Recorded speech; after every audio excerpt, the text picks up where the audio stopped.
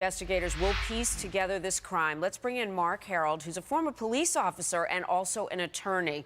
Welcome to you, sir. Good morning. How are you? Saddened, to be honest, and I'm wondering how many people like this alleged shooter may be out there right now. What, in your estimation as an investigator, how long do you think he was preparing for this?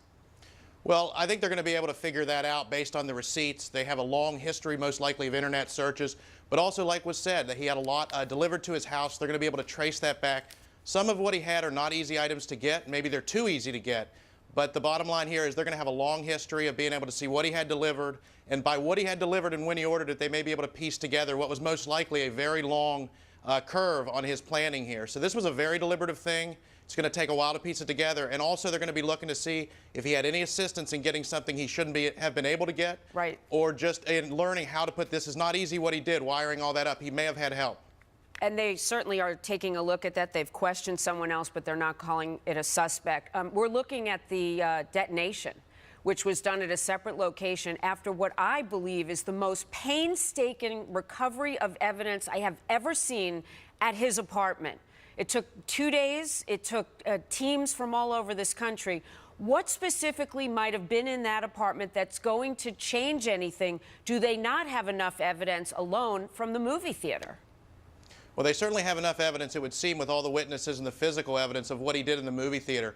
However, the planning of the incendiary devices that were most likely booby traps for law enforcement, he knew he was going to get caught, or he may have thought he would be dead after the fact.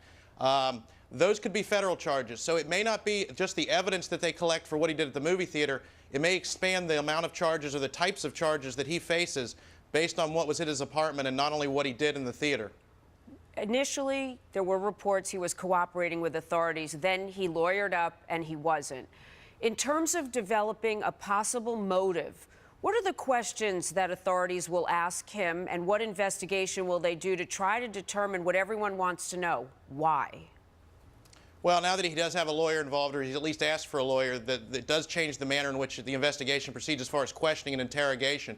Fortunately, he was cooperating to the degree that he told them to something about the booby trap, so they didn't just go in there and search it.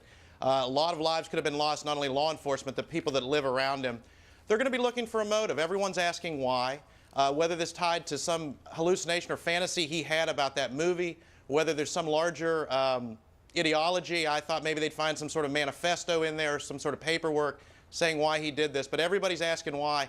This is one of those situations where it brought out the worst in him, but it seems to be bringing out the best in others. Oh, and you just have to pray for everybody out there. Absolutely. And let's both take our hats off to everybody in law enforcement and this community. Aurora is a beautiful place to be and live, and they really have been there for each other after the unspeakable tragedy.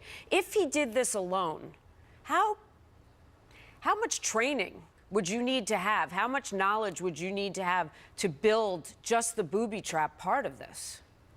Well, from what I'm hearing, it was fairly sophisticated. I don't know exactly what he did. It was obviously triggered to some degree to go off when somebody entered, or at least that's what we're hearing. I think it would take a lot. I think he has a scientific background, and he appears to be very deranged, but also very intelligent.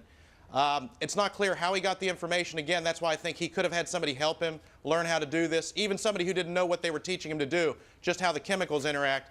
But my guess is they're going to find books and internet search history that leads to how he learned about this. And hopefully he didn't, do it in a way that any other booby traps are left that they haven't found. I think they're pretty much done. This is a very, very dangerous situation for those law enforcement officers and the people that live around him. One that it sounds like the suspect knew he was leaving behind. It's very nice to meet you. We really appreciate all the information you offered us today. Thank you. Thank you very much.